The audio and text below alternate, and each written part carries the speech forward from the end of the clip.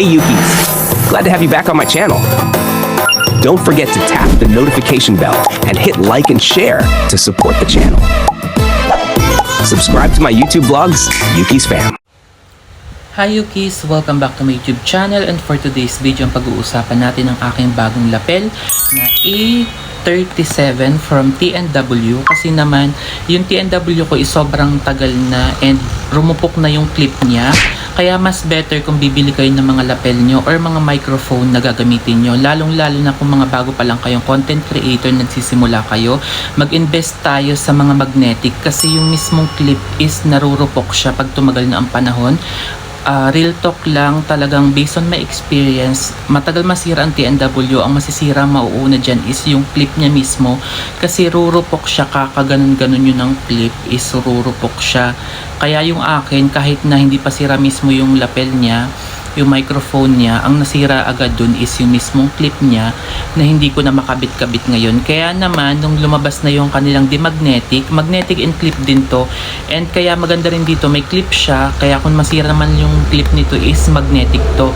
For sure ang gagamitin ko dito is puro magnetic na lang, kasi nga alam ko naman, kasi sa tagal ko nang gumagamit ng TNW, ang nauna nga masira doon is yung kanyang clip, yung declip niya, kasi narurupok yung pinakang parang ganun niya. Mamaya ko sa inyo ipapakita Yukis. Kaya tara i-unbox na natin tong A37 from TNW microphone. And ang maganda rin dito is magnetic na to, kaya itong pinaka nagustuhan ko. Kaya tara Yukis, i-open na natin itong ating A37 from TNW. Sa box, ito agad ang unang makikita natin. Bali, ang color pala nito is cream beige. Ang kulay nito is yung cream beige na color, para ay shit, ang ganda. Sobrang ganda pala ng kulay talaga nito. Ito na Yukis, i-unbox na natin. Ito, ganito siya sa looban mismo. Naka-plastic yung mismo ganito niya. Ito na yung mismo microphone niya or lapel. Wow, sobrang ganda. Talagang upgraded na ngayon yung mga microphone nila or yung lapel nila dito. And ang maganda rin dito, digital na rin dito. Makikita nyo kung nag-charge nyo yung mga lapel nyo. Kaya ito yung nagustuhan ko sa TNW. Ang pinakang ayaw ko lang talaga, and yung talagang real talk na lang talaga na naging issue ko sa lapel. Matagal na ako nagamit ng TNW lapel. Ang unang nasira talaga doon yung clip. Yung clip kasi nun, wala tayong makikitang replace sa TNW na official store nila mismo. Unlike ng mga Shisugo na talaga makakabili kayo ng per utay-utay na ganun. Ang una talagang gusto kong lapel is Shisugo, kasi sobrang pricey niya. Kaya itetesting ko muna itong TNW, kasi halos same lang din naman siya ng itsura. And ang hinahanap ko lang naman is yung mismong magnetic talaga. Magnetic na pabilog siya. And talagang ito na mismo yung nakita kong closer doon sa Shisugo na yun. Tapos, i-open na natin. Ganito kasi ito, kaya ang nagustuhan ko rin dito, magnetic na rin kasi, magnetic ready na rin to. Ito, ganito siya. Tapos, ayun, nakikita nyo naman, nag-charge na siya. Tapos, ito yung mismong ano niya, napakaganda. Ito yung gusto ko, kasi di imamagnet nyo lang siya. Tapos, maliit na rin siya. Parang kasing laki lang to ng mga 5 piso or ng piso. Mga ganyan. Ang cute. Ayan siya. Tapos, ito yung mismo magnetic niya. Tingnan natin kung madikit yung mismo magnetic niya. In fairness naman, madikit yung magnetic niya. Pakinig nyo naman. Kung mapapansin nyo yung background ko is meron pa tayong electric pan dito. Talagang binuksan ko yung electric pan dito sa harapan ko, para mamaya pag ginamit natin dito, since meron nga tong noise reduction and noise cancellation, para talagang makita natin kung talagang nababawasan niya yung ingay dito sa ating kapaligiran mamaya. Napakaganda ng design niya. Katulad ng Shisugo talaga. Yung Shisugo kasi is sobrang mahal, kasi mga 1.6, 1.8, mga ganyan siya. Ito kasi is around 1,000 ko lang nabili, and itetesting ko muna to. Malay nyo naman na maganda rin to, kasi marami rin to mga good feedback dito sa mga affiliate. Kaya parang sabi ko itry ko muna to. Tapos ang nagustuhan ko nga dito, yung color niya is yung cream beige. Tapos ang nagustuhan ko rin dito, yung kanyang receiver is type C to iOS to Android na rin siya, kaya hindi na kayo mamblema. Sa isang ganito, nandiyan na mismo yung dalawang receiver niya. Tapos kung malulobat naman yung mga phone nyo, dito nyo siya i-charge while nakasaksak ito sa phone nyo. Dito nyo siya papadaanin sa Type-C naman yung charger niya. Kaya makakapag-charge pa rin kayo. Kung magla-live naman kayo, makakapag-charge, magagamit nyo pa rin siya tuloy-tuloy. Dito nyo siya i-charge. Tapos ito na nga yung kanyang digital display na 100% mismo yung battery. Ang nagustuhan ko nga rin pala dito, ito siya, pag ginamit mo per single na ganito na mga microphone is 6 hours nyo siya magagamit. Pero sa total na kasama yung case niya is 40 hours niya siyang magagamit. Yung mismong kasama yung lagayan, 40 hours siya kasama yung lagayan, and 6 hours kada single microphone nyo siyang ginagamit. Tapos, may kasama rin siya palang isang ganito. Ang alam ko, ito yung sa clip.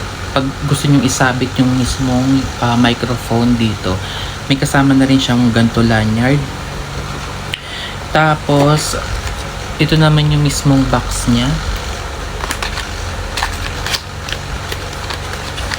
Ito yung kanyang charger, Type-C na rin, kaya maganda. Tapos, may kasama na rin pala siyang mga Hound artificial.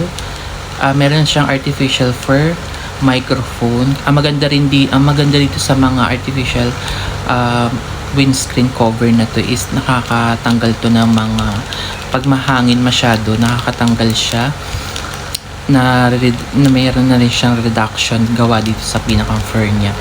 Maganda rin ito kasi may ganito ako sa microphone ko na Hound artificial windscreen cover. Ito yung mga ganito. Maganda kasi meron na siyang dalawang ganito. Ayan, may dalawa yung ganito niya. In case na mahangin na siya masyado, magagamit nyo siya. Tapos, meron na rin pala siyang freebie. May freebie na rin siyang ganito, kaya hindi na kayo mag-worry na magagasgasan yung inyong mismong lagay ng microphone or lapel from TNW. By the way, ang kanyang model is TNW A37, yung pinakabago din nila. Ito, meron siyang lagayan, kaya nagustuhan ko para sama-sama na siya mamaya. And then, ito yung kanyang manual user. Ayan, may manual user na siya. Tapos, ito na nga yung sinasabi kong declip. Ito kasi, yung mga declip na ganito, ito yung madaling masira kasi rumurupok yung mismong ganito niya. Pag natanggal to, yan, pag natanggal yan, wala agad ma-replace na ganyan. Kaya ang maganda rin dito, meron siyang ganito and meron siyang magnetic. For sure, magagamit ko lagi dun is yung magnetic kasi yung mga ganito nga, hindi ako trusted sa mga gantong declip kasi nga, narurupok to pagtagal ng panahon. Sa totoo lang, talagang kahit na sobrang tibay na mga TNW nito, ito yung unang bibigay talaga kasi kakaganyan-ganyan nyo and then rumurupok siya para siyang sipit ba ng ano. Yan, pag yan, ganyan siya, narupok to rumurupok to, yun talaga yung nagiging biggest issue sa mga declip ko na microphone. Kaya maganda rin dito kasi is pwede siya kasi by magnet, mamagnet nyo na lang siya. Anyway, maganda pa rin kasi may clip siya, pero syempre pagtagal ng panahon is nasisira na naman tong ganito niya, kaya dun tayo mag-i-stick sa magnetic, kaya yun lang. Kaya kung mahilig kayo sa mga declip, pwede naman. Kaso, ang nagiging problem nga nito is rumurupok siya, itong mga declip na to, sa totoo lang. Ayun, tapos, ngayon, isasalpak na natin siya para matesting natin. Ganito siya kaingay. Tapos, lalagyan na rin din natin siya. Kung mapapakinggan nyo, maingay yung background quotes. At ngayon naman, Yukis, itetesting na natin siya using A37, TNW A37 microphone. Ang kanyang lavalier. Yan.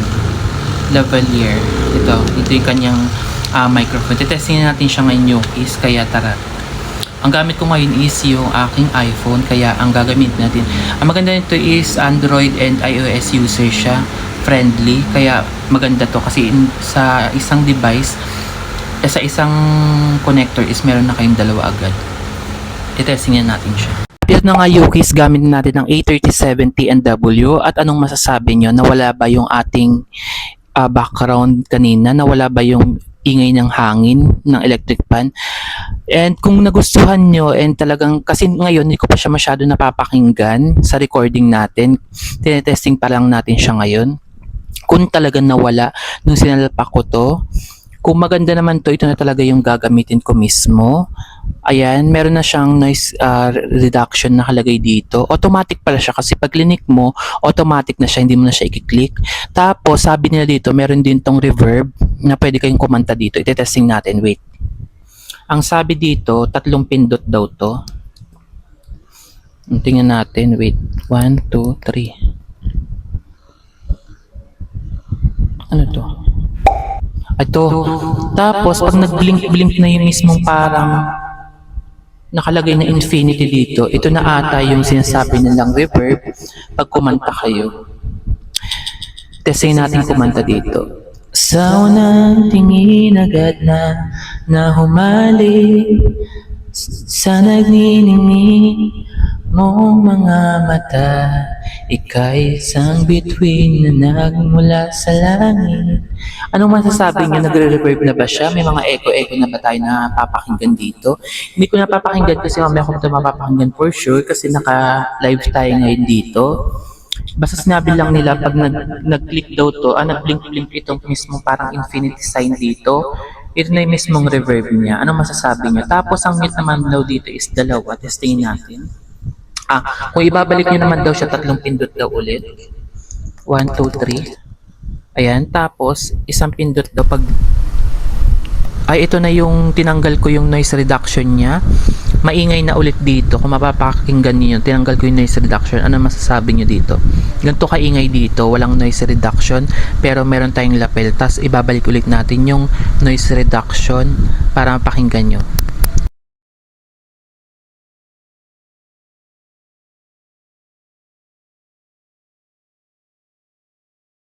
Yung isa pala na yun is mute siya. Pag nandito na kayo 2 pindot is magmumute siya. Ito naman yung may noise reduction and then hindi naka-on dito yung kanyang reverb. Ayan. Tingnan natin to sa recording kung maganda, and kung maganda ito na mismo yung gagamitin ko sa mga vlog ko sa aking future and upcoming vlog sa YouTube channel. Anong masasabi nyo? Kung nagustuhan nyo yung mga ganito, ang nagustuhan ko dito, magnetic type na siya. Pwede nyo rin siyang ilagay dito, kaya nagustuhan ko para kung mag-i-interview kayo. Ayan. Ganito siya. Imamagnet mo siya ng ganyan. Ayan. Kaya magugustuhan nyo kasi nakaganto lang siya sa damit nyo. Kaya maganda siya. Kasi yung mga di-clip-on nga, ang sabi ko sa inyo, pag tumagal ang panahon, rumurupok yun. Kaya mas prepared ko talaga na sunod na lapel ko is naka-magnetic na siya. Kasi nga ito, bihira tayo marupukan dito kasi nga magnetic na siya. Unlike nung di-clip, hindi masisira yung TNW mismo na microphone, pero yung di-clip dun yung masisira. Tapos wala pa naman pang replace dun sa kanilang store. Ayan naman siya kapag naka-clip on. Anong masasabi niyo sa boses ko na wala rin ba yung background kasi naka-noise reduction na to ngayon. Ayun lang, kaya kung nagustuhan mo ngayon mga ganito, ilalagay ko na lang din dito ang yellow basket para same time na makuha na product. And so far so good naman siya. Maganda tong gantong mic kasi di-magnetic na siya, hindi na kayo mamumblema. Tapos ang maganda rin dito, 6 hours nyo siyang magagamit per microphone and then 40 hours naman including the case. Ayun lang, napakaganda. Nagustuhan ko yung kulay niya, beige color to, cream beige color pala to. Kaya ayun lang. Kung nagustuhan mo to, ilalagay ko ang yellow basket. Check out na.